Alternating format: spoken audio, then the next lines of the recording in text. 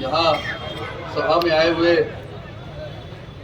बुजुर्ग, आदरणीय बुजुर्ग, मेरे बड़े एवं छोटे भाइयों, मित्रों, बहनों, आप सबका मैं अभिनंदन करता हूँ। मुझे जन स्वराज ने जो मौका दिया है ये आप लोगों को रिप्रेजेंट करने का तिरहुत कंस्टिट्यूएंसी से, तो डेफिनेटली आप विश्वास रखें कि मैं उस उम्मीद पर पूरा खरा उतरूंगा। और मैं ये वादा करता हूँ आज के डेट में कि मैं इस फील्ड में, अगर मान लीजिए आप लोगों ने मौका दिया, तो जो ये 13 महीने का ये सेशन होने वाला है, इस 13 महीने के सेशन में बहुत कम मुद्दे उठाऊंगा और उन्हें निष्पादित भी करूंगा। जैसे स्नातकों की समस्या है कि 3 साल का कोर्स 5 साल में हो रहा है और प्राइवेट इंस्टीट्यूट में 4 साल के अंदर में बीएड एजुकेशन मिल जा रहा है। तो डेफिनेटली ये 3 साल का कोर्स और 5 साल में क्यों हो रहा है, इस पर मैं ध्यान दूंगा। युवा जो होते हैं, युवा स्नातक जो हुए, स्टूडेंट्स हुए, उनके लिए ये मेरा एक कदम रहेगा। शिक्षा के क्षेत्र में मैं दूसरा पॉइंट है शिक्षा और शिक्षकों की समस्या। तो शिक्षा के क्षेत्र में सुधार करने के लिए शिक्षकों का मनोबल बढ़ना चाहिए और शिक्षकों का मनोबल गिराया जा रहा है। 9 बजे फेशियल अटेंडेंस लग रहा है, सिर्फ शिक्षकों का लग रहा है। देखा जाए तो 3:15 बजे स्कूल का समय खत्म हो रहा है, 4:30 स्कूल में हम लोग को रखा जा रहा है। तो ये एक सेकंड इशू होगा कि आखिर शिक्षकों का समय का चोर बता करके शिक्षकों का जो समय के कारण में उनको दंडित किया जा रहा है। और 3:15 बजे से कोई स्टूडेंट नहीं रहता है, फिर भी स्कूल में 200 से ऊपर स्कूल घुमा हूँ, हर जगह पे कोई भी स्टूडेंट नहीं मिलता है, कोई गार्जियन नहीं मिलते हैं। एमएलसी बनने के बाद में वहाँ जाऊँगा, आप पत्रकार महोदय सबके साथ में जाऊँगा, वीडियोग्राफी करवाऊँगा और सारे अभिभावकों से पूछूंगा कि क्यों आप अपने बच्चों को 3:15 बजे के बाद में नहीं रखते हैं, और अगर नहीं रखते हैं तो इन शिक्षकों को 3:15 बजे के बाद में 4:30 बजे तक का जो दंड आज के डेट में मंत्री और मंत्री के जो संतरी है, यानी कि मंत्री के जो भी सचिव है, वो क्यों दे रहे हैं। अगर ऐसा ही है कि नियम अगर नहीं स्ट्रॉन्ग करना है तो बाकी भी सर्वेंट, गवर्नमेंट सर्वेंट जो है, सरकारी नौकर जो भी बाकी है, उन सब के साथ में भी इसी तरह का सख्त नियम लागू किया जाए। दूसरा चीज है कि चिकित्सा, तीसरा पॉइंट है चिकित्सा। तो चिकित्सा के क्षेत्र में भी मैंने एक चीज देखा है कि मेडिकल कॉलेजेस या हॉस्पिटल्स में जितने भी डॉक्टर्स होने चाहिए, स्टाफ होने चाहिए, वो नहीं है। यहाँ तक कि मेरे नाना जी स्वर्गीय नाथ पांडे जी के द्वारा जो मेडिकल कॉलेज एसकेएमसीएच खोला गया था, उस मेडिकल कॉलेज का रिकॉग्निशन रीऑर्गेनाइज होने वाला है, यानी कि खत्म होने वाला है। और सरकार हॉस्पिटल पे हॉस्पिटल, मेडिकल कॉलेज पे मेडिकल कॉलेज को ले जा रही है। अभी सुपर स्पेशलिटी हॉस्पिटल खुला है, नड्डा जी के द्वारा इनॉग्रेशन हुआ था, उसके अंदर में कोई भी सुविधा नहीं है। सीटी स्कैन 5 साल से सड़ चुका है, एमआरआई एसकेएमसीएच का गायब होकर के और वो यहाँ से निकल चुका, वो लिस्ट में है लेकिन हमारे यहाँ पर दिया नहीं गया। एमआरआई बहुत महंगी मशीन होती है, प्राइवेट में या फिर गवर्नमेंट में एक मरीज को 4,000, 5,000 से 15,000 तक लगता है।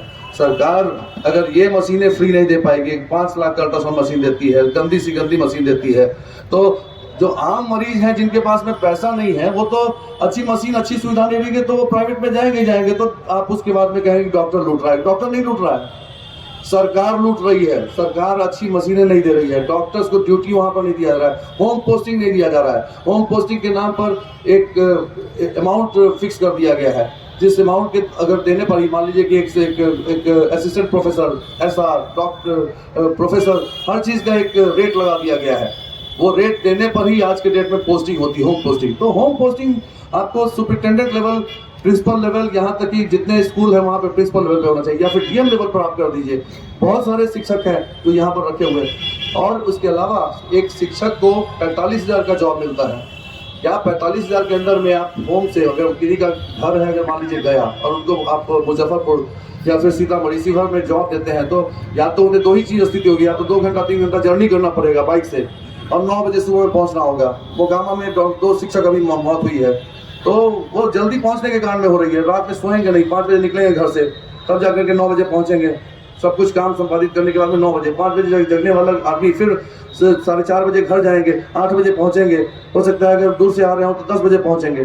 कहाँ से उनको आप मनोबल आप अच्छा कर पाइएगा। वो अपने बच्चों का नहीं सो सकते। अपने घर में अगर उनके कोई भी बीमार पड़ते हैं, तो हमारे ही घर में कोई बीमार पड़ते हैं तो रात हम लोग का 12, 1, 2 बज जाता है। इलाज करवाते हुए, वो तो ये भी नहीं कर सकेंगे कि हॉस्पिटल भी अपने अपने गार्जियंस को ले जा पाएंगे। तो आप शिक्षकों का मनोबल तोड़ रहे हैं सिर्फ अपने अपने गुरूर में। आपका गुरूर ये है और आप कहते हैं कि शिक्षक से अच्छी शिक्षा नहीं देते। आप उनको समय की सीमा कम कीजिए, होम पोस्टिंग करवाइए उनको। सारे शिक्षक और चिकित्सक सबको होम पोस्टिंग दीजिए। आप यहाँ मुजफ्फरपुर में 2000 से ऊपर डॉक्टर्स बैठे हुए हैं।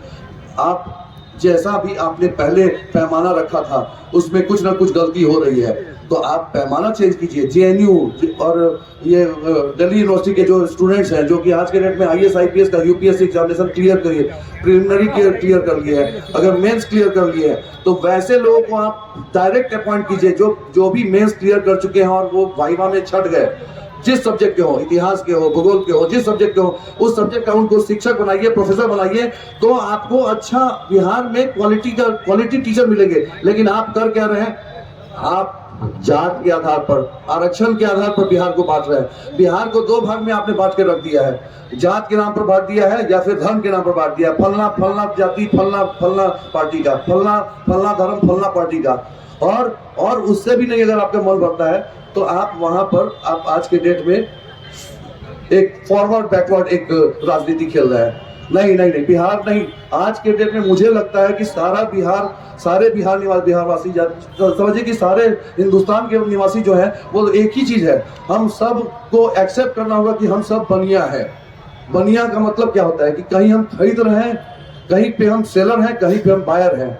यानी कि हम कहीं पे खरीद रहे हैं, कहीं पे कुछ बेच रहे हैं। मैं डॉक्टर हूं तो मैं अपना हुनर बेच रहा हूं। मैं किसी दुकान में जाता हूं तो या फिर कहीं किसी मॉल में जाता हूं तो वहां पर मैं खरीद रहा हूं। तो हम सब कहीं ना कहीं खरीदार हैं और कहीं ना कहीं विक्रेता हैं। तो एक्चुअली में हमारा सारा समाज देखा जाए वो ब्राह्मण है, ये है, वो है, फलना है, ढिमना है, तो वो मुस्लिम है, नहीं, सारे के सारे बनिया है। ये जात के आधार पर जो धर्म के आधार पर बिहार को बांटा जा रहा है, मुझे लगता है कि ये प्रशांत किशोर जी जो आ रहे हैं तो वो आज के डेट में आपको एक विकल्प दे रहे हैं, नया विकल्प दे रहे हैं, नए बिहार का विकल्प दे रहे हैं। 20 साल पहले बिहार हम लोगों ने, जब मैं 2005 में आया था, 2004 में आया था और 2005 में नीतीश जी आए थे, डेफिनेटली उस समय में बिहार में विकास हुआ, हम सब ने देखा। 5 साल 10 साल देखा, लेकिन पिछले 10 साल में हमें कोई विकास नहीं दिख रहा है बिहार में। आप ही होंगे, मैं तो देख ही रहा हूँ आज के डेट में नाला, रोड का नाला देखते हैं कि रोड का नाला कांच करके और बगल में डाल देता है, वही सूख करके फिर उसके बाद में उसी नाले में चल जाता है। स्मार्ट सिटी कहलाता है। स्मार्ट सिटी के नाम पर मैं सुनता हूँ कि 2200 करोड़ रुपया मिला है मुजफ्फरपुर को। वैसे ही सारे तिरुत कंस्टिट्यूंसी के सारे शहरों को मिला है। नेता रिप्रेजेंट जो कर रहे हैं हमें, वो वहां जाकर के बोल नहीं पा रहे हैं। आप एक ये ऐसी पार्टी है जहां प्रशांत किशोर जी नहीं आ रहे हैं, मेरा नॉमिनेशन करने नहीं आ रहे हैं। दूसरे पार्टी में देखा जाए तो सब के सब मंत्री आ रहे हैं, तो कहीं पर पार्टी के नेता जो मेन विपक्ष के नेता है वो आ रहे हैं और वो जात के नाम पर बात कर रहे हैं, धर्म के नाम पर। टोपी पहनी जा रही है आपका टोपी उतारने के लिए, अगर पानी पिया जा रहा है तो आपको पानी पिलाने के लिए। तो टेंडेंसी अलग है। आज के डेट में हो सकता है कि सामने में 2 तरह का चेहरा लेकर के 2 लोग घूम रहे हैं। एक आपको दिखाने के लिए, जैसे पुराने जमाने में कहा थी कि हाथी के दांत खाने के अलग होते हैं और दिखाने के अलग होते हैं। तो नेता जो आज के डेट में लीडर्स हैं, जो भी पार्टीज हैं, वो पार्टीज दिखाने के लिए अलग है और करने के लिए अलग है। प्रशांत किशोर जी एटलीस्ट उनकी सोच, रील्स हम सारे जितने भी शिक्षित है वो देख रहे हैं। तो ये पहली बार मौका मिला है, ये पार्टी बनने के बाद में पहली बार मौका मिला है कि सभी शिक्षित कम से कम अपना वोट जन स्वराज को दें, मुझे दें और मुझ पर विश्वास रखें कि ये 12 से 13 महीने का ये टोटल समय होने जा रहा है। ये मात्र 13 महीने के लिए इलेक्शन हो रहा है। 2026 के मार्च अप्रैल में ये इलेक्शन हो जाएगा। तो आप कैलकुलेट करें तो दिसंबर में, 2024 के दिसंबर में ये इसका रिजल्ट निकल रहा है। मात्र 25 का, और साथ में आपको 25 के लास्ट में ही आप समझा जाए कि ये इलेक्शन जो है फिर से तैयारी शुरू हो जाएगी। जुलाई 2025 से इस इलेक्शन की तैयारी हो जाएगी। तो अप्रोक्सीमेटली 6-7 महीना या 8 महीना मैक्सिमम आपको मिलेगा इसको। मैं ये कहना चाहूँगा कि मात्र 13 महीने के लिए समय मिल रहा है। आप सब एक बार एटलीस्ट प्रशांत किशोर जी की सोच पर विश्वास रखें, मुझ पर विश्वास करें। 20 साल से मैं यहाँ प्रोफेसर में समय दे रहा हूँ। लोग आ रहे हैं, जात धर्म के नाम पे कर रहे हैं। मैं SKMCH के बगल में, जो परिसर के बगल में एक मदरसा है जिसके मौलाना जी हैं मुजाहिद जी, तो वो 20 साल से वो मुझे पेशेंट्स, गरीब पेशेंट्स को फ्री करने के लिए भेजते हैं, मैं करता हूँ ना। हम पूछते हैं ना वो बोलते हैं, वो सारा का सारा जैसे ही वो लेटर लिख करके भेजते हैं हमारे यहाँ पर वो सारा फ्री होता है। तो ढोंग करने वाले 20 साल से ढोंग नहीं करते हैं। आज के डेट में लड़ रहा हूँ। 2020 में मेरा रिकॉर्ड देखा जाए फेसबुक पे, मैंने बोल दिया था कि हमारा परिवार इलेक्शन नहीं लड़ेगा, हमें इच्छा नहीं थी इलेक्शन लड़ने की। आज के डेट में 53 साल का हो चुका हूँ। मुझे लगता है अपने परिवार का बहुत अच्छा कर दिया। 18 करोड़ का इंश्योरेंस भी कर रखा है अपने बच्चों के लिए। अगर मरता हूँ तो एटलीस्ट 12 दिन के बाद में मेरा बच्चा रोड पर नहीं आएगा। तो मैं अपना गार्जियन होने के नाते एटलीस्ट मैं अपने बच्चों का अच्छा भला चाहता हूँ, मैं उनका सिक्योर लाइफ कर रहा हूँ। हमारे नेता जो है वो हमारे गार्जियन की तरह है, उन्हें भी हमारे बारे में सोचना चाहिए, हम बिहारियों के लिए सोचना चाहिए। सोच ऐसी नहीं है। मौका दिया जाए, जो भी बोल रहा हूँ अच्छा सा करूंगा, नहीं कर सका तो अगली बार इलेक्शन नहीं लड़ूंगा। नमस्कार।